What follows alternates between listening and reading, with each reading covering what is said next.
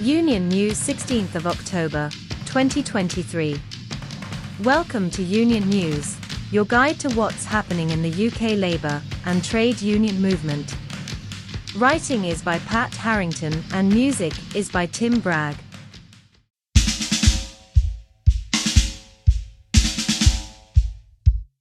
Caterers on TransPennine Express bracing for strike over pay and benefits. Contracted caterers working on TransPennine Express trains, employed by Rail Gourmet, are preparing to strike due to disputes surrounding their wages, pensions, and sick pay. Members of the RMT union allege they are receiving inferior terms, lower pay, and fewer benefits compared to directly employed colleagues. RMT General Secretary Mick Lynch stressed the need for TransPennine Express to pressure Rail Gourmet to meet their demands. Rail Gourmet is currently in talks with the RMT to find a resolution.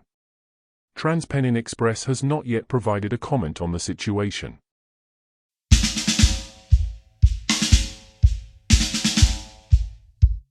NHS, concerns over healthcare outsourcing. The digital transformation of public services has become a key focus for both major political parties. However, at the Conservative Party conference, two significant meetings discussing the tech revolution in the NHS were sponsored by controversial privatization corporations. This has raised concerns that the enthusiasm for digitizing the NHS may lead to outsourcing contracts that reduce access to medical care. One of these meetings was organized by Conservative Home and sponsored by Atos, a French-owned outsourcing company known for its controversial work with government contracts, particularly those affecting disabled people. At the event, Atos's chief lobbyist, Baron Colville Ranger, spoke about their involvement in delivering public services, which did not resonate well with disabled individuals. Science Minister George Freeman used the Atos-sponsored event to promote the digital revolution, suggesting it would challenge monopolies and enhance accountability. However, his vision of using tech to create competition in public services, particularly healthcare, raised concerns about outsourcing to tech firms. The second meeting, organized by Tory think tank Onward and funded by the US-based outsourcer Maximus, explored the role of prevention and new technologies in the NHS. Health Secretary Steve Barclay was joined by Margaret McNabb, the Managing Director of the Health Division of Maximus UK, who advocated for digital transformation in healthcare. Both Atos and Maximus have faced criticism for their roles in assessing disabled individuals for benefits, raising skepticism about their involvement in promoting digital healthcare services. The worry is that outsourcing contracts may prioritize using apps to encourage individuals to manage their health, potentially detracting from proper medical care.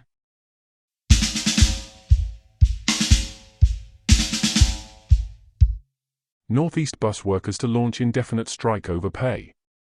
Bus workers in the northeast of England, represented by the union Unite, are set to initiate an indefinite strike action due to a pay dispute.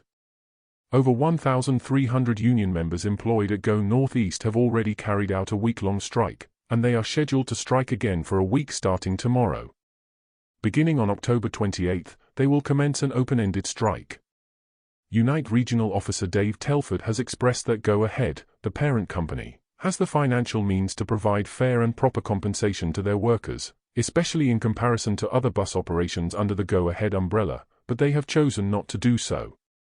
Workers are reluctantly resorting to strike action because their employer is failing to address their demands for equitable wages.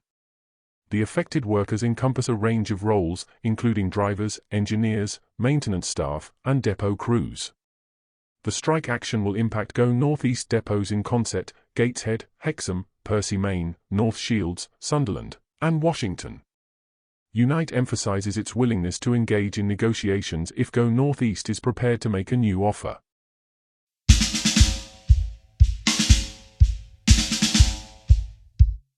And finally, East London school workers strike against academy plans.